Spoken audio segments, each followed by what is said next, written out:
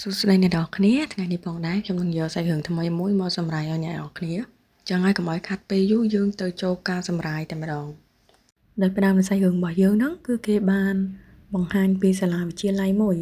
ហើយរឿងហ្នឹងផងដែរគឺគេជ្រើសរើសយកពេលវេលានៅឆ្នាំ2014ប្រាប់ចឹងដើម្បីឲ្យអ្នកគ្នានឹងស្រួលយល់តែគេហ្នឹងបានផ្ដោតទៅលើថ្នាក់រៀនមួយគឺថ្នាក់ទី2បន្ទប់លេខ3ប៉ុន្តែបើយើងនិយាយឲ្យស្រួលស្ដាប់ទៅបើនិយាយតាមប្រទេសយើងគឺយើងនិយាយថាថ្នាក់ទី11បន្ទប់លេខ3ហើយយើងនឹងក៏បានឃើញថាសិស្សស្រីពីរនាក់គាត់កំពុងតែថត selfie ហើយម្នាក់សក់វែងហ្នឹងគាត់ក៏លាន់មាត់គាត់ថាទូរស័ព្ទស៊ូអេថត selfie ទៅស្អាតខ្ញុំហ្នឹងគួរតែដូរទៅប្រើហ្នឹងដែរហើយអាជីនឯងមើលនេះអ្នកស្រីហ្នឹងគាត់ក៏លើកទូរស័ព្ទបង្ហាញទៅកាន់មិត្តភ័ក្តិរបស់គាត់ដែលឈ្មោះអាជីនហ្នឹងតែពេលហ្នឹងក៏អត់រំលងផ្នែកស៊ូអេដែរហើយយើងក៏សូមណែនាំទៅថាស៊ូអេហ្នឹងគឺជាតួឯកស្រីនៅក្នុងរឿងយើងដោយស៊ូអេហ្នឹងគឺគាត់ចាប់អារម្មណ៍ថារូបថតដែលគាត់បិទនៅលើខេសហ្នឹងវាចាប់ផ្ដើមរបកមកស៊ូអេនៅឃើញហើយគឺឆោឡោយកហ្មងគាត់ក៏ស្រែកថាហេហើយគាត់ក៏ឆក់ទូរស័ព្ទហ្នឹងចេញពីដៃមិត្តភក្តិគាត់ថាអើយចាប់អើយជ្រួញអស់លេងមិត្តភក្តិគាត់ហ្នឹងក៏ថាអើយហើយវាថាយ៉ាងសុកហ្នឹងហើយយើងក៏ណែនាំទៅថាស៊ូអេហ្នឹងគឺគាត់មានមិត្តប្រុសហើយរូបថតដែលគាត់បិទនៅលើទូរស័ព្ទរបស់គាត់ហ្នឹងគឺមានរូបគាត់មិត្តប្រុសរបស់គាត់ហើយនឹងបងស្រីចិញ្ចឹមរបស់គាត់ហើយស៊ូអេនឹងឃើញហើយគឺថាស្ដាយទឹកភ្នែកកលីងកលោងស៊ូអេហ្នឹងគាត់ថាទោះបីជាសង្សាររបស់គាត់ហ្នឹងមិនសូវជាចិត្តល្អដាក់គាត់ក៏ដោយប៉ុន្តែសង្សាររបស់ខ្ញុំឈ្មោះមីនូហ្នឹងគឺចរិតគាត់គឺបែបហ្នឹងសូម្បីតែពេលដែលញ៉ាំបាយហ្នឹងទោះបីជាស៊ូអេគាត់ប្រាប់ថាខ្ញុំអត់ទាន់ហូបហើយទេក៏មីនូហ្នឹងគឺអត់ខ្វល់ដែរតែគាត់ហូបហើយគឺគាត់ដើរចេញទៅមុនហើយមួយទៀតពេលចេញពីរៀនហ្នឹងក៏ដូចគ្នាពេលចេញពីរៀនហ្នឹងស៊ូអេហ្នឹងគឺព្យាយាមរៀបចំកាតាបរៀបចំអីវ៉ាន់ហ្នឹងដើម្បីទៅផ្ទះជាមួយនឹងមីនូពេលដែលទៅប្រមូលមីនូហ្នឹងមីនូក៏និយាយហីមកវិញគាត់ថាប៉ុន្តែថ្ងៃហ្នឹងគឺគាត់ត្រូវទៅអ៊ីនធឺណិតកាហ្វេជាមួយនឹងពួកម៉ាក់របស់គាត់អ៊ីនធឺណិតកាហ្វេហ្នឹងបើយើងនិយាយទូរស័ព្ទទៅគឺដូច net តែអ្នកគ្នាទៅលេងហ្គេមចង់ស៊ូអេហ្នឹងតវ៉ាមិនក៏ដោយថាតែសន្យាគ្នាឲ្យតើថាយើងដើរទៅផ្ទះជាមួយគ្នាថ្ងៃហ្នឹងមីនូហ្នឹងក៏និយាយមកវិញថាហើយស៊ូអេហ្នឹងនៅជាក្មេងមែនស៊ូអេហ្នឹងអាចដើរទៅផ្ទះខ្លួនឯងបានហើយត្រូវអត់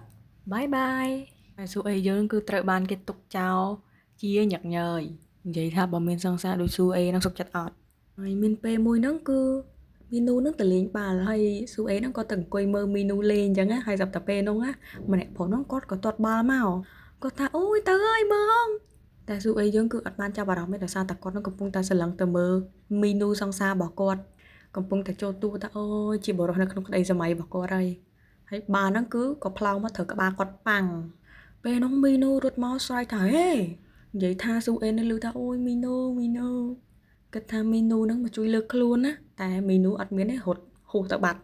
ណ៎គាត់ទៅថាឲ្យអ្នកដែលទាត់បាល់ត្រូវស៊ូអេនឹងថាមកពីហែងហ្នឹងបើពួកយើងចាញ់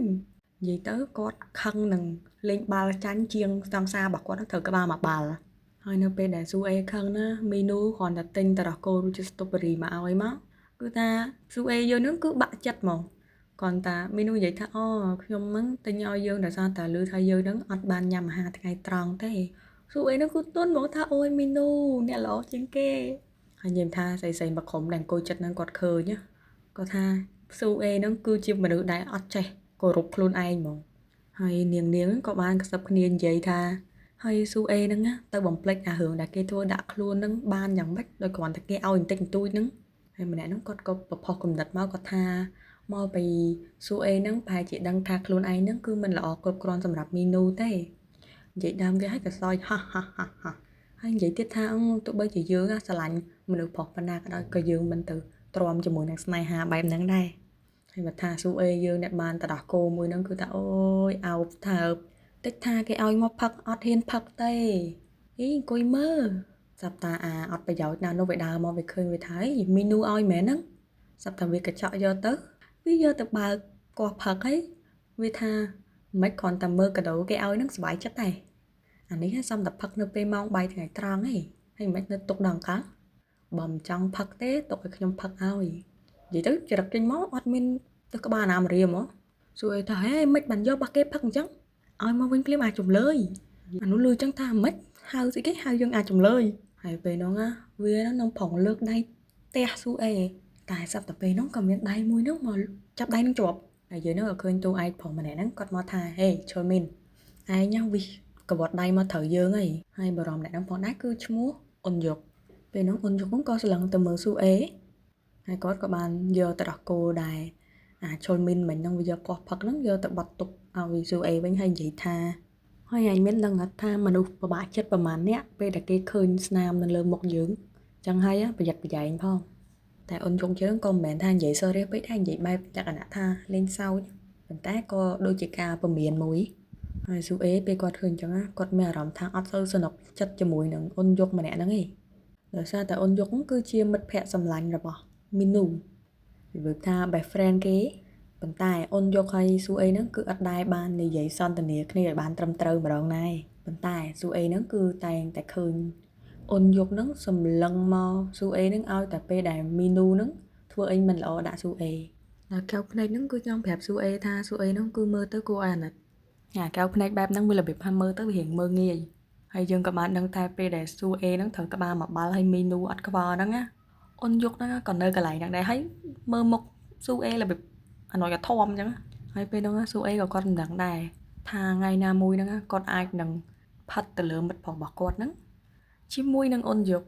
តែឥឡូវហ្នឹងកំតាន់វាតម្លៃស៊ូអេឥឡូវមកស្ដាប់ស៊ូអេហ្នឹងគាត់បកស្រាយសិនព្រោះជីវិតស្ងប់ស្ងាត់របស់ស៊ូអេហ្នឹងសុកហ្នឹងក៏វាប្រែទៅជារឿងស្នេហាញ៉ៃញ៉ៃហ្នឹងហើយទាំងតែគាត់ហ្នឹងក៏មិនចង់បានអញ្ចឹងដែរតែគេហ្នឹងបានវិលត្រឡប់ទៅដល់ការពីដើមខែមីនាពេលហ្នឹងស៊ូអេហ្នឹងកំពុងតែញ៉ាំនំអញ្ចឹងហើយចាប់តារទៅវាអស់នំគាត់ថាអស់បាត់ចឹងហើយស៊ូអេហ្នឹងក៏សម្រេចចិត្តដើរចេញទៅក្រៅទៅទិញនំហើយសម្លៀកបំពាក់ស៊ូអេហ្នឹងគឺចេញមកគឺសម្លៀកបំពាក់នៅផ្ទះអត់ខ្វល់ខោអាវចាប់តែចៃដន្យអីពេលហ្នឹងដើរទៅក៏ជួបបងប្អូនស្រីចិញ្ចឹមរបស់ស៊ូអេហ្នឹងដោយម្នាក់ស្រីហ្នឹងគឺគាត់ឈ្មោះថារ៉ាអឹមស៊ូអេក៏ហៅអើយរ៉ាអឹមពេលដែលរ៉ាអឹមងាកមកនោះស៊ូអេក៏សួរថាអើយមកនៅអីហ្នឹងសម្រាប់ពីការសិក្សាហ្នឹងមែនរ៉ាអឹមហ្នឹងក៏ញញឹមដាក់ហើយក៏និយាយថាអូស៊ូអេហ្នឹងចេញមកក្រៅទិញនំទៀតហើយទៅអត់តែស៊ូអេហ្នឹងគឺអត់និយាយចូលប្រធានបទហ្នឹងទេគាត់ព្យាយាមសួរថារ៉ាអឹមហ្នឹងសម្រាប់អីមែនចង់និយាយថាចេញពីរៀនហើយមែនហើយរ៉ាអឹមគាត់គិតថាសម្រាប់តែឥឡូវហ្នឹងត្រូវទៅរៀនវិញទៀតហើយស៊ូអេហ្នឹងក៏សួរថាចេញពីរៀនយូរអត់មិនអញ្ចឹងខ្ញុំទៅយើរ៉ាអឹមថាមិនទេគាត់ម្នាក់នេះនឹងដើរជូនខ្ញុំទៅផ្ទះហើយពេលហ្នឹងស៊ូអេស្រឡឹងមើលទៅគឺគាត់ចំណាំបានថាម្នាក់ហ្នឹងគឺជាអូនយុគហើយគាត់ក៏គិតថាអូអញ្ចឹងរ៉ាអឹមហ្នឹងគឺទៅរៀននៅសាលារៀនគួរហ្នឹងជាមួយនឹងអូនយុគស្រាប់តែពេលហ្នឹងអូនយុគគាត់សម្លឹងទៅមើលស៊ូអេហើយស៊ូអេយើងឆ្ងល់ថាមានរឿងអីហើយឃើញថាមុខសក់និងការស្លៀកពាក់របស់ស៊ូអេហ្នឹងគឺមានជាការវែកសក់បង្ហាញថ្ងាសដ៏ភ្លឺរលោងហើយស៊ូអេហ្នឹងចាប់អារម្មណ៍គាត់មើលខ្លួនគាត់អូយភ្លេចឲ្យឆឹងស្លៀកអាវដូចកតើបហើយស៊ូអេហ្នឹងក៏មានអារម្មណ៍ថារៀងខ្មាស់ដែរគេឃើញខ្លួនអញ្ចឹងហើយស៊ូអេហ្នឹងគិតតែបើតាមគាត់គិតមើលទៅអូនយុគហ្នឹងគឺចូលចិត្តរ៉ាអឹមហើយស៊ូអេក៏មិនដែលចាប់អារម្មណ៍ដឹងថាអូនយុគហ្នឹងចេះធ្វើទឹកមុខអញ្ចឹងទៀតទឹកមុខឲ្យញ៉ាំសើចសប្បាយអញ្ចឹងតែបើស៊ូអេគិតទៅអូនយុគក៏មិនមែនជាមនុស្សតែម្នាក់ដែលចូលចិត្តរ៉ាអឹមដែរហើយបើនិយាយទៅគឺវាសមហេតុផល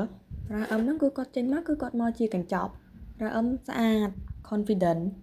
ហើយសំខាន់គឺរៀនបកែទៀតហើយរ៉ាអឹមហ្នឹងគឺមានពួកម៉ាក់ច្រើនណាទោះបីជាពួកម៉ាក់រ៉ាអឹមខ្លះហ្នឹងគឺស៊ូអេខ្លាចក៏ដោយហើយបើនិយាយការពិតទៅគឺរ៉ាអឹមនិងស៊ូអេហ្នឹងគឺមិនមែនជាបងប្អូនបកកើតទេប៉ុន្តែដោយសារតាពីរអ្នកគេហ្នឹងគឺមានអាយុស្មើគ្នាហើយពួកគេហ្នឹងក៏ជាគ្រួសារតែមួយដែរដោយពុកម្ដាយរបស់ស៊ូអេហ្នឹងបាននាំរ៉ាអឹមហ្នឹងមករស់នៅជាមួយដូចថាចិញ្ចឹមអញ្ចឹងណាហើយស៊ូអេបើឲ្យគាត់ប្រៀបប្រដូចរ៉ាអឹមហ្នឹងគាត់ថារ៉ាអឹមហ្នឹងគឺដូចជាតួឯកស្រីនៅក្នុងរឿងអញ្ចឹងស្អាតចិត្តល្អហើយមានសាច់រឿងជីវិតហ្នឹងបែបកំសត់ទៀតហើយសូម្បីតែឈ្មោះរបស់នាងក៏ប្រុសដែរយូរ៉ាអឹមអាហ្នឹងគឺជាឈ្មោះពេញបើមិនចឹងទេក៏មិនមែនជាតួឯកស្រីដែរព្រោះមើលទៅរ៉ាអឹមហ្នឹងក៏សមជាតួឯករបៀបថាជាអតីតសង្សាររបស់តួឯកប្រុសព្រោះតែតួឯកស្រីហ្នឹងជាធម្មតាគឺសាមញ្ញហើយបើនិយាយករណីហ្នឹងខ្ញុំនេះប្រហែលជាស័ក្តិសមជាងនិយាយទៅស៊ូអេយើងគិតតែឯងហ្នឹងហើយរ៉ាអឹមក៏និយាយពីជីវិតរបស់គាត់គាត់ថាឪពុករបស់ខ្ញុំហ្នឹងបានចាក់ចេញពីម្ដាយរបស់ខ្ញុំនៅពេលដែលគាត់ដឹងថានាងមានទម្ងន់ម្ដាយរបស់ខ្ញុំគាត់រងទុក្ខច្រើនមែនទែនដើម្បីចិញ្ចឹមខ្ញុំតែម្នាក់ឯងហើយបន្ទាប់មកគាត់ក៏បានជួបគ្រោះថ្នាក់ចរាចរណ៍ស្លាប់បាត់បង់ជីវិតទៅខ្ញុំនៅតែមានអារម្មណ៍ថាជឿចាប់ពេលដែលខ្ញុំគិតពីគាត់ត្រូវឆ្លងកាត់រឿងច្រើនមែនទែនដោយសារតែខ្ញុំស៊ូអេយើងលឺឲ្យតក់ស្លុតអាណិតរ៉ាអឹមពេកក៏ទៅតិចអោបរ៉ាអឹមណានិយាយរឿងខ្លួនឯងគឺអត់យល់ទេប៉ុន្តែស៊ូអេលឺរឿងរបស់រ៉ាអឹមហើយគឺយល់ហ្មង ហើយគិតសពទៅរ៉ាអឹមហ្នឹងតែងនិយាយចែកចម្លែកអាចកំបាំងគ្នាជាមួយស៊ូអេអីទៅវិញទៅមកហ្នឹងប៉ុន្តែរ៉ាអឹមអត់ទាន់បាននិយាយប្រាប់ស៊ូអេហ្នឹងតាក់ទងទៅនឹងអ៊ុនយុកឯងអញ្ចឹងស៊ូអេហ្នឹងគិតថាប្រហែលជាអ៊ុនយុកហ្នឹងអត់ទាន់សារភាពទេពេលហ្នឹងសត្វតែមិត្តភក្តិរបស់រ៉ាអឹមហ្នឹងនិយាយថាអូយប្អូនស្រីគួរឲ្យស្រឡាញ់មានចិត្តល្អមែនតើបារម្ភពីបងស្រីទៀតស៊ូអេឮថាស្អីគេប្អូនស្រីស្អីហើយមិត្តភក្តិរ៉ាអឹមក៏សួរថាអាយុប៉ុន្មានរៀននៅអនុវិទ្យាល័យមែនស៊ូអេយើងឮពាក្យទាំងហ្នឹងហើយគឺកើតជាសិលាយកហ្មងហើយសំខាន់អ្នកដែលសួរស៊ូអេហ្នឹងណាគឺជាអ៊ុនយុកពេលហ្នឹងមិត្តភក្តិម្នាក់នៅនោះគាត់ឮហើយគាត់សើចហាហាហាហាគាត់ថាហេអ៊ុនយុកហែងនិយាយមែនតើមែនសត្វតែមិត្តភក្តិស្រីម្នាក់ទៀតគាត់និយាយថាហែងកុំសើចឮពេកឈឺតិចអញហែងនឹងស្អីនៅថ្នាក់បឋមមែនហើយម្នាក់ហ្នឹងគាត់រៀបរាប់ទៅគាត់ថាហេហ្នឹងគឺជាស៊ូអេត្រែងពីរអ្នកហែងរៀនថ្នាក់មួយគ្នាហ៎យើងដឹងថាឆមាសហ្នឹងគេតែចាប់ផ្ដើមទេប៉ុន្តែហែងពិតជាអត់ចាំនាងមែនស៊ូអេយើងឡើងហួសចិត្តអូនយកនេះក៏ថាអូសុំទោសខ្ញុំគិតថាប្រហែលជាមកពីសក់អីបានជាខ្ញុំអត់ចំណាំហើយមើលសក់ស៊ូអេអើយអាហ្នឹងផងដែរគឺជាចំណាប់អារម្មណ៍របស់ស៊ូអេចំពោះអូនជុកលើកដំបូងថាអាប៉ែកហ្នឹងកើតអីហើយនៅក្នុងថ្ងៃមួយហ្នឹងនៅក្នុងថ្នាក់រៀនហ្នឹងលោកគ្រូហ្នឹងក៏ប្រាប់ទៅកាន់ស៊ូអេថាស៊ូអេជួយទៅប្រមូលសៀវភៅសរសេរដៃហ្នឹងហើយប្រមូលវាទៅកាន់ការិយាល័យរបស់លោកគ្រូហើយស៊ូអេហ្នឹងគាត់ក៏ប្រមូលហើយគាត់មកអង្គុយរាប់1 2 3 4ហើយរាប់ទៅគាត់ក៏ឃើញថាមានសៀវភៅមួយក្បាលគឺបាត់គាត់ក៏រនឹកទៅថាណាគេមិនទាន់ឲ្យសៀវភៅពេលហ្នឹងគាត់ក៏ចាប់អារម្មណ៍អ៊ុនយុកនេះកំពុងតែអង្គុយទៅសេដាក់កាសយ៉ាងអៀងហើយហើយសំខាន់គឺសៀវភៅគាត់នៅហ្នឹងតែគាត់អត់ទាន់យកមកដាក់ទេស៊ូអេណាអើយអាគាត់នឹងទៀតហើយគាត់ក៏ហៅហេអ៊ុនយុកយកសៀវភៅមកដាក់កាយមកប៉ុន្តែអ៊ុនយុកហ្នឹងគឺអត់ខ្វល់ស្ងាត់ជ្រាបដូចជាពាក្យសម្ដីស៊ូអេហ្នឹងក៏បានលឺដល់តិចរបស់អ៊ុនយុកឯងអ៊ុនយុកហ្នឹងនៅតែដាក់កាសឲ្យបន្តសរសេរអក្សរស៊ូអេគាត់ថាហេតុអីបានអាគាត់ហ្នឹងធ្វើដូចជាអត់លឺខ្ញុំអញ្ចឹងព្រោះតាឃើញថាគាត់ហ្នឹងពាក់កាសតែមកចាហៀងតាស៊ូអេហ្នឹងក៏ដើរទូសភៅទាំងវេទនាថាហេអ៊ុនយុកហើយពេលហ្នឹងក៏ដើរទៅបុកតុកជ្រុះសភៅខ្ទេចពីថាក្នុងចិត្តស៊ូអេនេះគឺថាហត់នឿយខ្លាំងមែនតើស៊ូអេនឹងថាខ្ញុំអត់ចូលចិត្តបរិះម្នាក់ហ្នឹងទេហើយពេលហ្នឹងក៏មានសិស្សស្រីម្នាក់មកប្រាប់ថាអ៊ុនយុកហ្នឹងគឺអត់ចូលចិត្តតបតទេនៅពេលដែលគាត់ហ្នឹងព្យាយាមផ្ដោតអារម្មណ៍ទៅលើការសិក្សាចឹងហើយយើងហ្នឹងគឺត្រូវដើរទៅដល់ចិត្តគាត់ហើយប្រាប់គាត់តែស៊ូអេហ្នឹងរៀងខឹងដែរថាចាំបាច់ដែរមែនចាំបាច់ដើរទៅដល់ធ្វើអញ្ចឹងមែនស៊ូអេក៏ថាបើអញ្ចឹងឲ្យគាត់ធ្វើខ្លួនឯងទៅហើយក៏យកសភៅហ្នឹងដើរទៅដោយមិនយកសភៅអ៊ុនយុកទៅជាមួយទេមកដល់ការិយាល័យគ្រូបរិញ្ញាណាលោកអេនេះក៏ប្រាប់ទៅថានេះលោកគ្រូសភៅដែលលោកគ្រូហ្នឹងប្រាប់ឲ្យខ្ញុំយកមកលោកគ្រូក៏ថាអរគុណដាក់កន្លែងហ្នឹងចាស់ហើយនៅពេលដែលស៊ូអេដើរទៅវិញហ្នឹងក៏ជួបផ្លូវគ្នាជាមួយនឹងអ៊ុនយុកយកសភៅមកដាក់កែខ្លួនឯងហ្នឹងណាពេលនោះស៊ូអេក៏មានអារម្មណ៍ថារៀងខុសដែរពេលដែលយកសភៅមកកែហើយបាត់តាសភៅអ៊ុនយុកមួយសំខាន់គឺគាត់ធ្វើដោយមានគោលបំណងទេមិនមែនគាត់អចេតនាទេស៊ូអេហ្នឹងក៏និយាយទៅគាត់ថាតែពិតទៅគាត់ក៏បានសុំសភៅពីអ៊ុនយុកដែរប៉ុន្តែអ៊ុនយុកហ្នឹងគឺមិនតបជាមួយខ្ញុំនិយាយទៅអ៊ុនយុកហ្នឹងគឺអត់ខ្វល់ដើរហួសទៅមិនដឹងស៊ូអេយើងក៏កើតទៅជាសិលាមួយសារទៀតគេយ៉ាងខ្លាំងពេកទៅស៊ូអេហ្នឹងខំដើរតាំងមកថ្នាក់វិញគាត់ថាហើយវាមិនអាប៉ែហ្នឹងគិតថាអាហ្នឹងគឺជាកំហុសរបស់ខ្ញុំទាំងស្រុងនេះក៏មិនខាងគាត់ហ្នឹងជាម្នាក់ដែលមិនតបតជាមួយខ្ញុំពេលខ្ញុំហៅទៅហើយអាគាត់ហ្នឹងនៅជាមួយអ្នកដតីចូលចិត្តលេងសើចថាចិត្តល្អតែបើជាមួយគាត់វិញដូចកបីនឹងដើមចេកឆ្លើយហ្មងហើយគេហ្នឹងក៏កាត់មកដល់ពេលព្រឹកមួយពេលហ្នឹងគឺទៅដល់ម៉ោងគេដែលគេចូលរៀនហើយមកសាលាអញ្ចឹងពេលនោះស៊ូអេក៏លូដាក់រ៉ាអឹមថាហេតុអីបានរ៉ាអឹមហ្នឹងមិនព្រមស្លៀកសពុតវែងទៅរ៉ាអឹមហ្នឹងក៏ប្រាប់ថាមកពីសពុតវែងហ្នឹងវាអត់ខ្ជូតស៊ូអេថាអីគេខ្ជូតប៉ុន្តែវេទនាចង់ងាប់ហ្នឹងងាប់ព្រឹករ៉ាអឹមក៏ថាឥឡូវហើយតោះទៅពេលនោះរ៉ាអឹមគាត់ក៏ចាប់អារម្មណ៍ស្ទាបកអាវគាត់ទៅគាត់ដឹងថាគាត់អត់បានចងក្បាត់កទេពេលហ្នឹងស៊ូអេគាត់ថាឲ្យថាឃើញអត់មកពីអាឡៃតាខ្វល់រឿងសពុតហ្នឹងឥឡូវផ្លិចពេលនោះស៊ូអេគាត់ក៏ស្ទាបកគាត់ទៅគាត់ក៏ចាប់អារម្មណ៍ថាអញអត់ពាក់ដែរនិយាយទៅទាំងពីរអ្នកបងប្អូនហ្នឹងគឺអត់ពាក់ក្បាត់កទាំងពីរហើយពេលនោះគឺមានតែមីនូដែលមានក្បាត់កគាត់ក៏និយាយថាសំណាងល្អខ្ញុំទៅមុនហើយបាយបាយស៊ូអេហ្នឹងឃើញហើយទៅអូយពិតជាសុភាពបុរសមែនស៊ូអេនេះឡើងលេងកលុងថាចប់ហើយឮថាថ្ងៃហ្នឹងណាប្រធានវិន័យគាត់មកអង្គុយយាមនៅមុខលបងហ្មងហើយពេលនោះក៏មាននរណាម្នាក់ដើរមកពីក្រោយបុកស៊ូអេគាត់ថាស៊ូអេនោះវិសដួលប្រកាប់មុខហើយអ្នកបុកហ្នឹងគឺណាទេគឺអ៊ុនយុកហ្នឹងអ៊ុនយុកក៏ថាអូសំទោសរ៉ាអឹមឃើញក៏ថាសួស្ដីអ៊ុនយុកហ្នឹងក៏សួរទៅថាហេតុអីបាននាំគ្នាមកឈរនៅហ្នឹងរ៉ាអឹមហ្នឹងក៏ប្រាប់ទៅថាពួកយើងហ្នឹងភ្លេចក្បាត់កឥឡូវនេះច្បាស់ថាពួកយើងប្រហែលត្រូវរត់កលឹងសាលាហើយ ស៊ូអេហ្នឹងឃើញអាប៉ែកហ្នឹងគិតមកថាអាប៉ែកហ្នឹងទៀតហើយតែពេលនោះអូនយងគាត់ក៏ចាប់តាមដោះក្បាត់ករបស់គាត់ហើយហុចទៅឲ្យរ៉ាអឹមនិយាយថាយករបស់ខ្ញុំប្រើស៊ូអេយើងគាត់ឃើញកាយវិការហើយគឺគាត់គាំងរ៉ាអឹមក៏សួរថាបើឲ្យខ្ញុំចុះយើងបានអីប្រើអូនយកគាត់ថាអត់អីគាត់អាចរត់ហាត់ប្រាណបានមុនចូលរៀនរ៉ាអឹមគាត់ថាគាត់ឲ្យលេងសើចមួយគាត់ទេណាគាត់ប្រាប់ទៅហើយគាត់អត់ឲ្យវិញទេក្បាត់កហ្នឹងពេលនោះរ៉ាអឹមគាត់ថាស៊ូអេយើងទៅមុនហើយណាគាត់ឡាក់ហើយស៊ូអេយើងគឺមានអារម្មណ៍ថាខ្លួនឯងហ្នឹងដូចជាមនុស្សអរូបចឹងណានៅឈរម៉ក់ពីអ្នកអូនយកនេះហើយយើងក៏ដឹងថាពេលនោះណាអ្នកដែលរត់យឺតជាងគេហ្នឹងគឺគ្រូក៏ដាក់ពិន័យឲ្យរត់ថែម3ជុំទៀតពេលនោះយើងក៏បានដឹងថាស៊ូអេហ្នឹងក៏ជាម្នាក់នៅក្នុងចំណោមដែលរត់យឺតជាងគេហើយត្រូវបន្ថែម3ជុំពីលើទៀតនិយាយពីថាជើងញ័រស៊ូអេថាអូយវិដាច់ខ្យល់ងាប់ពេលនោះស៊ូអេក៏ទៅបើក locker របស់គាត់ទូដាក់អីវ៉ាន់របស់គាត់ហ្នឹងហើយគាត់ចាប់អារម្មណ៍ថាមានអីចម្លែកហើយគាត់ហ្នឹងឃើញមានទូរស័ព្ទ Jelly Pop អាចជាប្រភេទទូរស័ព្ទបិទបើកណាអ្នកគ្នាទូរស័ព្ទចំនួនមុនហ្នឹងហើយស៊ូអេក៏ឆ្ងល់ថាអាហ្នឹងកាយជាបោកអូនយកឯងព្រោះនៅក្នុងថ្នាក់ហ្នឹងមានតែអូនយកឯងដែលប្រើប្រភេទទូរស័ព្ទអញ្ចឹងហើយហេតុផលដែលអូនយកគាត់ប្រើទូរស័ព្ទអញ្ចឹងដោយសារតែគាត់ហ្នឹងចង់ផ្ដោតទៅលើការសិក្សារបស់គាត់ជាងពេលហ្នឹងស៊ូអេហ្នឹងចង់ហៅអូនយកសួរឲ្យប៉ុន្តែគាត់ក៏បើកទៅឃើញមានសារមួយលោតប្រាប់គាត់មកពីលេខមិនស្គាល់ថាឲ្យស៊ូអេហ្នឹងទៅមើលរូបថតនៅក្នុងអាល់ប៊ុមពេលនោះស៊ូអេឡើងឆ្ងល់គាត់សង្ស័យថាសារមួយហ្នឹងផ្ញើមកឲ្យគាត់ត្រូវអត់គាត់ងាកឆ្វេងស្ដាំរមើលសប្តាហ៍សារហ្នឹងលោកមកទៀតថាយើងហ្នឹងម្នាក់ដែលមើលទៅកំ pl ែងសក់ខ្លីហ្នឹង